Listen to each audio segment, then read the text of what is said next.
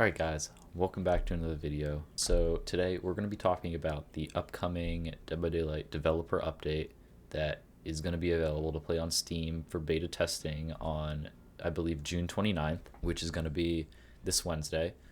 So there's going to be a lot of new changes. We're going to have to completely rethink how this game is going to go because they're changing up almost everything. So now, first meta perk change is BBQ Chili. They're going to be completely removing the blood point bonus. Now, their reasoning behind this is people don't use it because of its insanely overpoweredness. It's because the massive blood point bonus, and they don't want people just using perks because they get blood points out of it. So they're going to remove the whole blood point bonus from BBQ Chili. So will this perk probably go away? Probably not, but you won't get any more blood points out of it. Now, Hex Ruin. So as we all know, Hex Ruin is an extremely overpowered perk.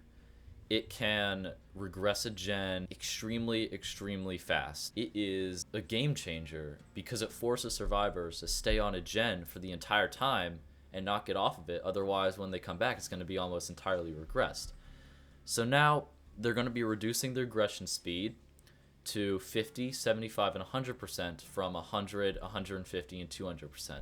So next perk is Goes the Weasel. And currently, after unhooking a survivor, the next generator you kick within the time limit instantly loses 25% of the total progress.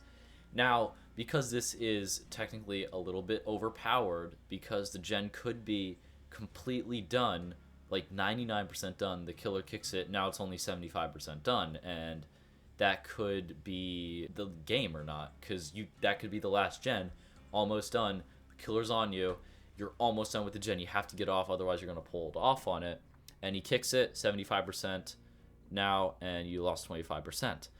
So now they're gonna nerf this perk, so now it's gonna remove 2.5% of the gen's progress by default. So no matter how much progress is on the gen, it's gonna remove 2.5%. Now it's going to remove a maximum of 20% of the gen's current progress. So if it's 50% done, or say 80 charges, 40 charges into the gen, it's going to remove 20% of those charges. So it's going to remove about 12% of the gen, I'd say. So it's definitely not as overpowered now. It's of the current progress, not total progress. So even if it's endgame and the gen is almost done, at least it's not 25%, it's only 20%, so it's still manageable.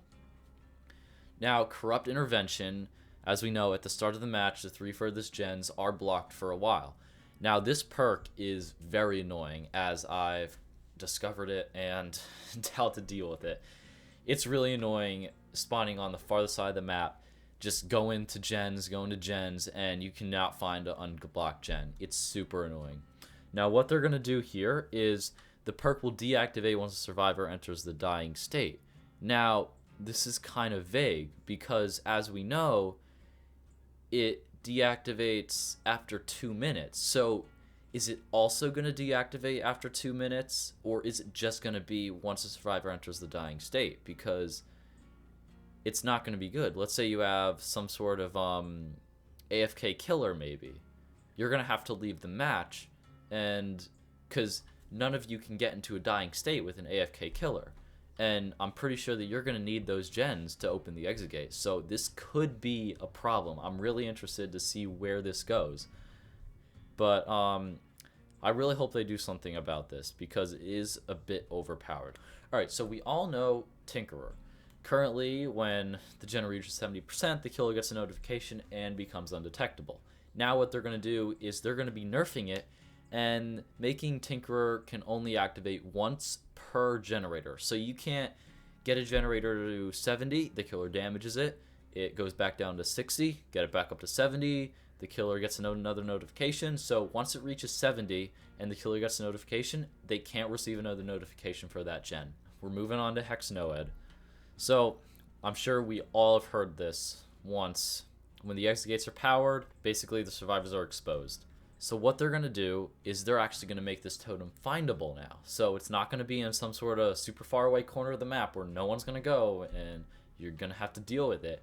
they're going to give a starting radius of 4 meters. So if you're 4 meters within the totem, you can see it, or see its aura, and then it's going to increase to 24 meters over 30 seconds.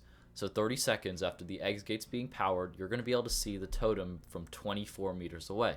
Now this is going to give a lot of flexibility for the killer, because they're going to have probably a bit over, I'd probably say a minute, including cleansing time, to kill any of the survivors that are still full health, while still being balanced for the survivors.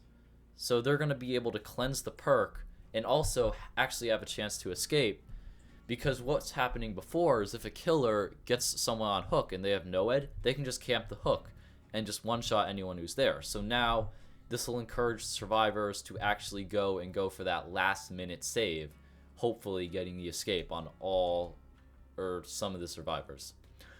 So now, SkurgeHook, Pain Resonance. So the current effect, upon unhooking a survivor on a SkurgeHook, the generator with the most progress explodes, notifying the killer, and instantly loses a large chunk of progress. Now, Pain Resonance allows the killer to remove a sizable chunk of most of the progress generator. So what they're going to be doing is removing the noise notification. Instead of the exploding, the effective generator will now spark upon losing progress, and those survivors will no longer scream. So this is actually not going to be the best change. This really isn't, say, a nerf to this perk, because this perk alone really isn't the most popular and best perk to run on its own. This perk would mainly be used to run with Dead Man's Switch, for example. When you get off the gen, the entity blocks it. So this is really going to make Dead Man's Switch lessly rated perk just because of this nerf right here. So we'll really have to see what goes on after this perk's nerfed. So that's it for the killer perks. Alright guys, so as we can see, a lot is going to change in this game. Now this was just the killer meta perks, as we saw. I'm going to make a part 2 of the survivor meta perks. So we really have to think how we're going to play this game now, because every strat, almost every strat that we've known in the past is going to be changed in some way. We're going to lose some sort of mobility, some sort of loop, some sort of tactic that we once had. So we're going to have to think of new strategies to play this game. Thank you all for watching, and stay tuned for more Dead by Daylight updates and streams. I stream on the daily, so feel free to stop by, and thank you for watching this video. See you guys later.